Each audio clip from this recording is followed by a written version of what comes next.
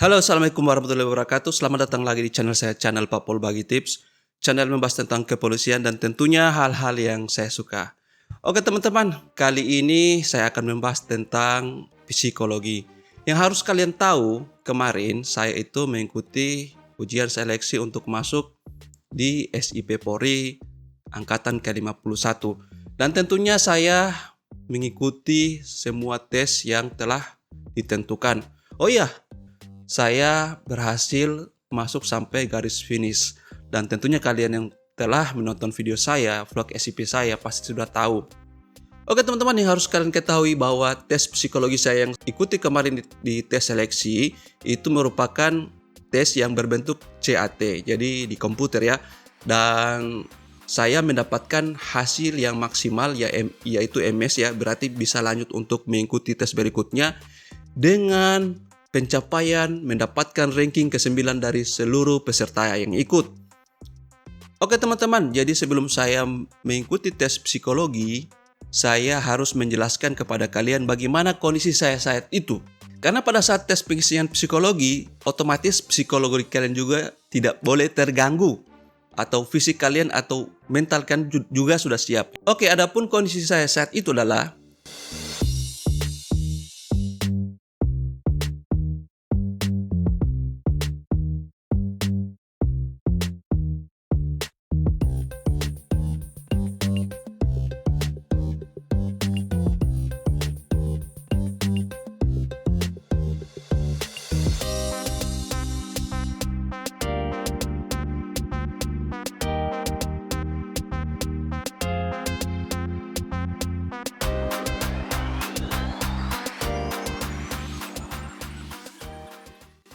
dan poin yang ke-8 yang harus kalian tahu adalah saya tidak melakukan persiapan belajar pada saat mengikuti tes psikologi. Saya tidak belajar di bimbel, tidak belajar di YouTube, ataupun tidak belajar melalui media sarana lain. Tapi saya punya badan yang fit, saya punya kepercayaan diri yang tinggi, dan tentunya saya mempunyai otak yang bisa saya andalkan. Dan hasilnya saya mendapatkan nilai yang maksimal, saya MS, saya ranking 9 dari seluruh peserta tes psikologi. Dan saya baru tahu tentang tes-tes psikologi ini setelah saya mengikuti tes psikologi yang kemarin. Dan saya melakukan research dan saya melakukan beberapa penelitian agar dapat membuat video ini. Jadi video ini sangat layak untuk kalian nonton sampai dengan selesai tanpa skip-skip ya. Valid, no debat. Di saat saya mengikuti ujian psikotes, saya diberikan 3 kelompok soal, 3 jenis soal. Yaitu yang pertama adalah tes kecerdasan, kemudian tes kepribadian, dan tes sikap kerja. Hah? Sikap kerja? Wait a minute, kok beda dengan tes-tes psikologi yang banyak beredar di YouTube atau tes psikologi yang saya pelajari di bimbel ya? Kok bisa beda? Kok ada tes sikap kerja? Apakah ini karena tes ini untuk pendidikan pengembangan? Nah, saya mungkin berpikir seperti itu. Tapi karena setelah saya menonton di video YouTube yang banyak yang dibagikan oleh orang, oh ternyata tes sikap kerja ini hanya diganti namanya saja. Yang sebenarnya tes sikap kerja ini ya yang kalau kalian tonton atau kalian belajar bimbel itu namanya tes kecermatan. Jadi sama saja.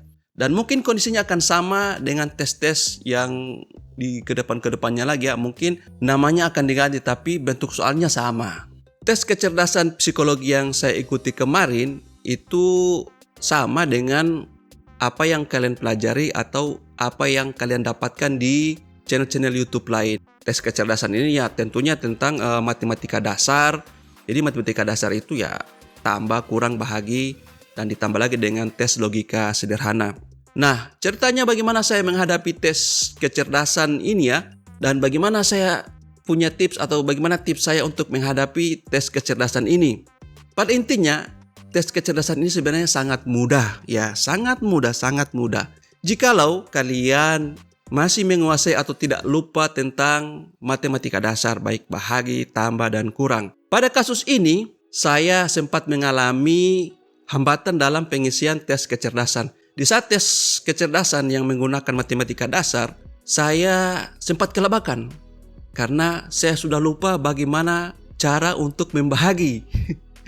Karena selama ini saya bekerja selama menjadi anggota Polri, saya bekerja di bagian staf dan memang sehari-harinya itu saya pasti melakukan perhitungan. Nah, dengan perhitungan itu saya tidak lagi mencakar lagi, ya. Saya sudah pakai kalkulator dan paling banyak seumur hidup itu saya menggunakan Microsoft Excel karena pembagian bahagi kurang dan lain-lain itu sangat-sangat simpel di Excel dan sangat mudah dan sangat cepat. Jadi karena saya sudah terbiasa dengan alur kerja saya, maka pada saat awal saya melakukan pembagian di tes kecerdasan, saya sempat kikuk. Bagaimana cara membaginya? Apakah saya bahagi dari kanan, perhitungannya dari kanan atau dari kiri? Nah, setelah saya menyelesaikan problematika tersebut, maka selanjutnya saya gampang mengisi untuk tes-tes kecerdasan. Soal-soalnya itu sangat gampang, nggak susah ya. Nggak seperti soal-soal untuk membuat bom nuklir atau bom atom ya, atau soal-soal untuk bagaimana cara supaya pesawat terbang itu bisa terbang seimbang, tidak menukik ya. Di tes kecerdasan itu sangat gampang ya. Ya, sangat gampang buat orang-orang yang belajar. Tentunya akan sangat berbeda buat kalian-kalian yang selama hidup kalian di sekolah kalian banyak bolos. Terus kalau pelajaran matematika kalian keluar, kalau pelajaran menghitung kalian keluar, ya pasti kalian akan mendapatkan kesulitan ketika menghadapi tes psikologi ya. Kemudian untuk tes kepribadian. Tes kepribadian ini garis besarnya adalah soal-soal yang pertanyaannya adalah untuk menganalisa diri kalian. Jikalau kalian ingin melihat contoh soal itu, kalian bisa searching kok di tes kepribadian. Banyak yang sudah membagikan hal-hal yang seperti itu, contoh-contoh soalnya ya. Nah, kemudian bagaimana saya menghadapi tes kepribadian? Nah, ikuti tips saya. Oke, di tes kepribadian itu diberikan soal dan diberikan 4 pilihan jawaban. Bisa saja 4, bisa saja 5 ya, tergantung situasi ya. Tapi saya selalu memilih jawaban A atau E atau D ya. Kalau misalnya dia A, B, C, D cuma sampai 4 pilihan jawaban, saya memilih A atau D. Tapi jikalau diberikan 5 pilihan jawaban A, B, C, D, E, berarti saya memilih A atau E. Kalau nggak salah jawabannya itu sangat setuju sekali dan sangat tidak setuju sekali. Saya hanya memilih 2 pilihan itu. Tergantung soal. Misalnya soal itu soal yang pertanyaan yang soal gimana yang positif-positif, maka kalian harus jawab dengan sangat setuju sekali. Jikalau pertanyaannya itu ya yang negatif-negatif ya, misalnya ya yang kalian harus tahu lah, bisa kalian lihat di channel-channel YouTube lain. Saya memilih sangat tidak setuju sekali jikalau pertanyaan itu yang berbau-bau negatif ya. Kemudian untuk tes sikap kerja. Ya seperti yang saya katakan sebelumnya bahwa tes sikap kerja ini ya paling namanya aja yang diganti. Sebenarnya dia adalah tes kecermatan. Dan tentunya kalian sudah tahu bahwa di tes kecermatan itu bentuk soalnya yaitu mencari angka yang hilang atau mencari huruf yang hilang. Banyak orang yang salah menjawab karena metodenya salah ya. Dan mungkin banyak juga orang yang tidak tahu bagaimana cara menjawab yang baik dan benar di tes kecermatan ini. Oke, ini merupakan tips buat kalian untuk menjawab tes kecermatan. Ini adalah hal yang saya lakukan ketika saya mengikuti tes psikologi kemarin. Oke, pada saat tes muncul yaitu berupa huruf, saya tidak langsung mencari bagian yang hilang. Jadi saya tidak langsung memilih jawaban di bawah ya. Tetapi saya ambil waktu beberapa detik dulu untuk memahami soal ini.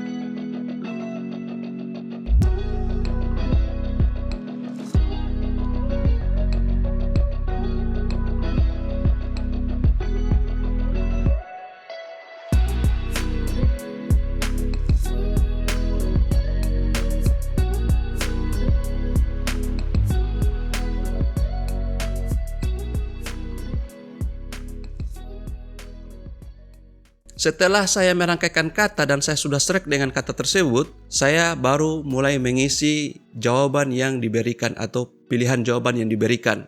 Di saat mengisi pilihan jawaban, saya menargetkan minimal lebih dari 10 itu saya bisa menjawab pertanyaan-pertanyaan yang diberikan.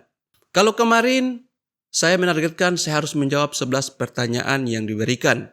Kemudian soal berikutnya metodenya pun sama seperti tadi. Saya menghafal, kemudian saya menargetkan minimal 11 pertanyaan yang saya jawab sampai dengan selesai. Jadi yang harus kalian ketahui bahwa saya kemarin itu mengikuti tes psikologi di tes kecermatan. Soal yang keluar itu hanyalah huruf, tidak ada angka. Tapi saya tidak menjamin jikalau kalian mengikuti tes psikotes, hal serupa juga akan terjadi. Bisa saja yang keluar adalah angka, atau bisa juga huruf, atau bisa saja campuran dari keduanya. Maka yang saya sarankan adalah kalian tetap berlatih, kalian harus tetap prepare, kalian harus tetap banyak-banyak belajar. Nah, demikian dulu video saya yang panjang ini. Semoga bermanfaat. Assalamualaikum warahmatullahi wabarakatuh.